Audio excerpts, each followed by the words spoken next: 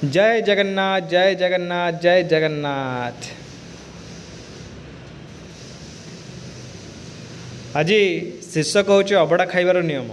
ये अबड़ा हूँ महाप्रभुंकर महाप्रसाद। आमे अबड़ा को बहुत भल पाऊ खाइबा को बहुत भल लगे मध्य। आउ अबड़ा खाइबार किसी नियम अच्छी जो नियम को आम बर्तमान जाना जे अबड़ा खाइबा केमती खाइबा कौन खाइबा। अबड़ा खाइबारे प्रथम नियम हूँ कौन ना आम पूर्व दिग को मुँह करके खाइबा, बिना आसन रे ताकू खाइबा, कदली पत्र बा खली पत्र रे खाइब। आउ खाद्य ग्रहण कला बेले कथबार्ता करबा नहीं। अबड़ा सह अन्य किछि खाद्य मध्य खाइबा नहीं। खाई सारिकी अईठा हाथ मुंडरे टिके मारी तापर जाके हाथ को धोइत करबा। खाई सारी अईठा पत्र हाथ मारी मुंड धोइबा, तापर पत्र को सह सम्मान उचित स्थान रे रखिब, भांगिब नहीं। यापर आमे जानिबा जगन्नाथ पलक कौन पाई नहीं।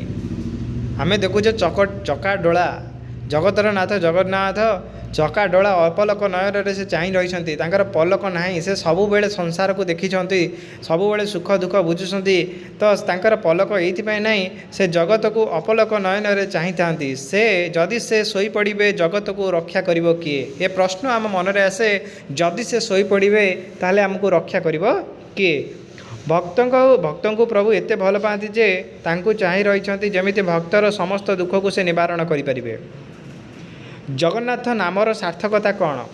जगतयुक्त नाथ जगन्नाथ अर्थात जे जगतर मालिक और पालनकर्ता तांको आमे जगन्नाथ बोली कहिताउ।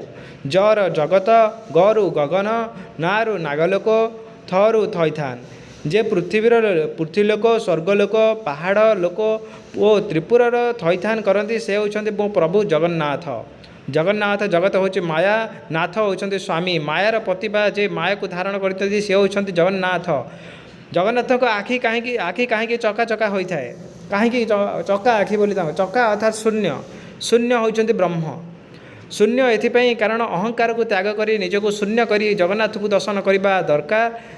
तमें जेते धन विभव तथा प्रतिष्ठित व्यक्ति होता जदि तुम मन में गर्व अच्छी ताकू अहंकार अच्छी ताकू त्याग कर ताहले जाई आमे जगन्नाथ को देखिपर अनुभव करिपरिबा। जदि वीडियोटी भल लगी ताहले लाइक करिवे, शेयर करिवे, आउ सब्सक्राइब मध्य करिवे। जय जगन्नाथ।